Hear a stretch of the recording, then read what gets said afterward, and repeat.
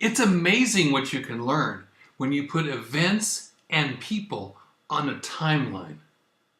Which came first, the chicken or the egg? If you believe in creation by God, as stated in the Bible, you already know the answer. The chicken was created first with the capacity to mate and make eggs. Which came first? Or the original autographs only doctrine? Or the King James only doctrine, or its formal name, providential preservation? The answer is in the timeline. Hi, I'm David Daniels for Chick Vocations. The Westminster Confession of Faith was written 371 years ago in 1646. It has been the standard statement of doctrine of the Church of England and became the basis of other statements of faith, including the London Baptist Confession of 1689. It wasn't a new doctrine even then. It was a very ancient and Bible-believing doctrine. They just wrote it down for all to see in 1646. Take a look at it for yourself online. It's just filled with scriptures to back up each point. Chapter 1 is called Of the Holy Scripture. Let me summarize and cut it down a lot. Part 1 says that nature shows God's goodness, wisdom, and power, but it's not sufficient to know God and His will regarding salvation. So, first, God spoke to the church. Then He inspired them, quote, to commit the same wholly unto writing, which maketh the Holy Scripture to be most necessary. That's why we need and have the Bible, to preserve God's words, to get us saved and protected from the devil's deceit. Part 2 lists only the 66 books of our present Bible as the Scriptures. Part 3 is about the Apocrypha. It's so short, you've got to hear it. The books commonly called Apocrypha, not being of divine inspiration, are no part of the canon of Scripture and therefore of no authority in the Church of God, nor to be any otherwise approved or made use of than any other human writings. That is very well said in 1646. Let me jump to part 8. Again, I'll radically shorten it. Quote, the Old Testament in Hebrew and the New Testament in Greek, being immediately, as they were writing it, inspired by God and by His singular care and providence, kept pure in all ages, are therefore authentical, so as the church is finally to appeal unto them. This means God provided providence for the church by keeping His words pure, preservation. That's not natural. God supernaturally preserved His words. Here, look. Gleason Archer, right here. A Survey of Old Testament Introduction, revised and expanded, page 25. It would take nothing short of a miracle to ensure the inerrancy of a copy of an original manuscript. Exactly. We have a supernatural, miraculous Bible. Anything short of that is just a book. It goes on. But because these original tongues are not known to all the people of God, therefore they are to be translated into the vulgar, common language of every nation unto which they come, that they, through patience and comfort of the Scriptures, may have hope. Note that those translations are called Scripture. And as you can see for yourself, it's all backed up by scripture verses. This was written when? In 1646, 371 years ago, summarizing what scriptures and Bible believers had believed for centuries. But in the 1800s, everything changed. In 1810, a Catholic priest, Johann Leonhard Hug, put out a little 28-page book in Latin only, declaring that Codex Vaticanus was actually from the 300s AD. It's called De Antiquitate Codicis Vaticani Commentatio, study concerning the antiquity of the Codex Vaticanus. Scholars bought it hook, line, and sinker. Suddenly, paleographers and text critics wanted to see the Vaticanus, but the Vatican kept it under lock and key under the protection of the Jesuit Cardinal Angelo Mai. Vaticanus, a document that magically showed up in the Vatican Library in 1475, was now sought after by Protestants to replace their preserved Bible. But it was only one book. Text scholars knew there was nothing to compare it to. They needed another text before they could justify changing the Bible. Then, poof! In 1843, Constantine Tischendorf, after speaking with Pope Leo XIII and Jesuit Cardinal Mai, started raising funds.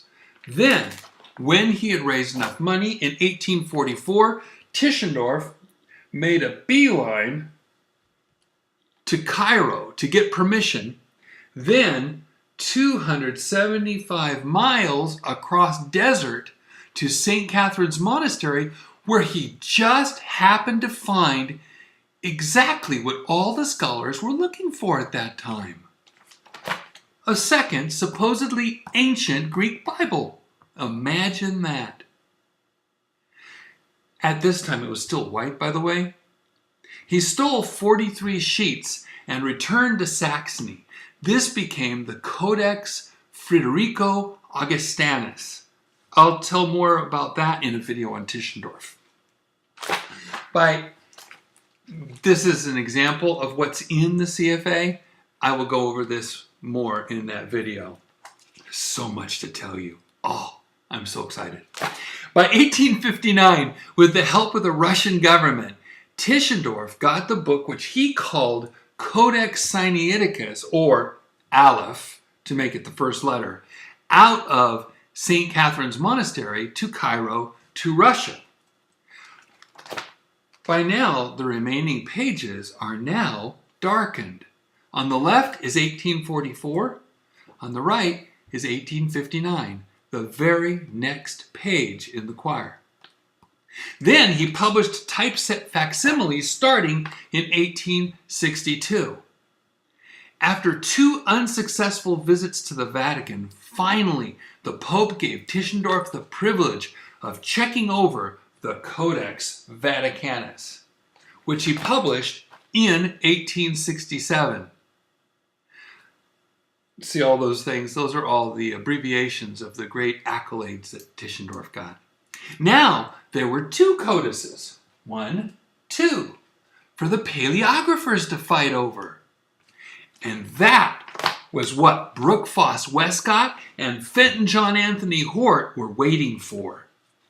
From that time, Hort started working fervently on a new theory that wherever Sinaiticus and Vaticanus agreed either to add words or to take away words, that would become their new Greek text. There were 2 convocations, deciding bodies for the Church of England. The smaller Northern Convocation in York and the larger Southern Convocation in Canterbury. They had to have permission to revise the English Bible. The Northern Convocation said no. But on February 10th, 1870, the Southern Convocation said yes. Once the committee was at their task, The members were secretly given this changed text of Westcott and Hort, largely based upon the Sinaiticus and Vaticanus.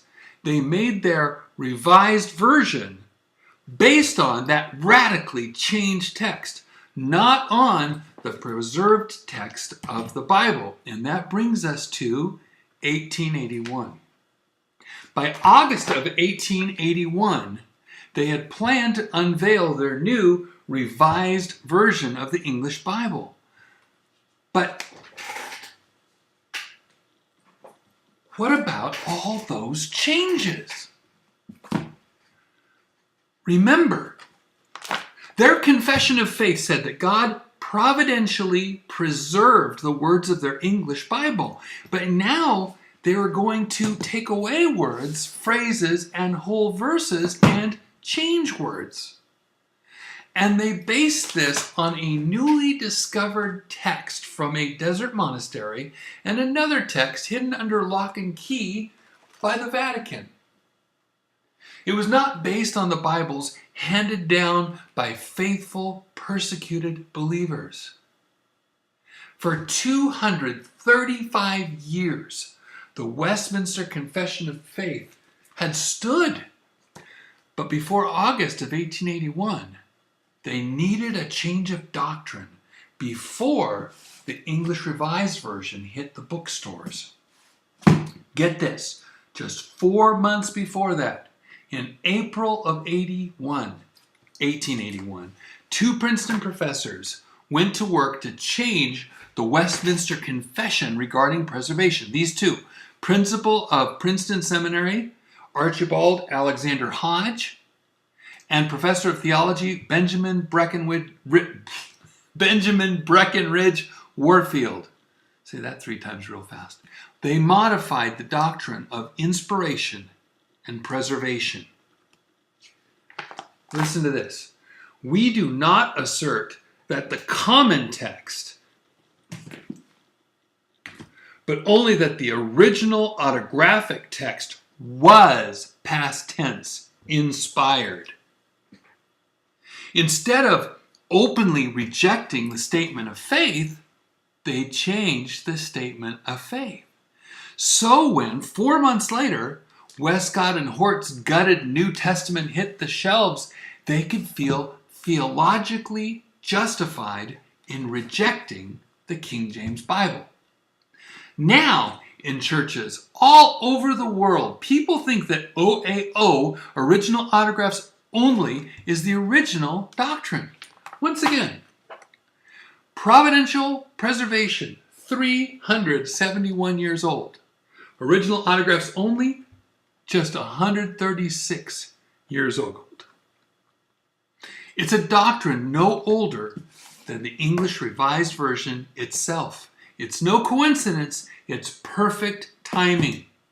Original autographs only was a doctrine made up to support Westcott, Hort, Tischendorf, and Tregelles, and the brand new Bible based on the Sinaiticus and the Vaticanus. That's where the modern doctrine came from. That's where the modern Bibles came from. We base our faith on a promise by God. They base their faith on a doubt.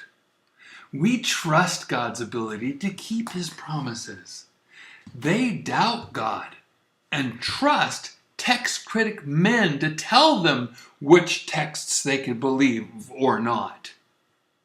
It's called the Christian faith, not the Christian doubt. We are willing to place 100% faith in God's book. They're unwilling to place 100% faith in anything. Chicken or the egg? Providential preservation or original autographs only? Which came first? Well, for Bible believers, the chicken came first. And historically, providential preservation and King James only came first. Original autographs only isn't a statement of faith at all. It's a statement of doubt. Take your pick. Trust God and get his book, or trust your professors and get basically nothing but doubt. God bless you and have a wonderful day.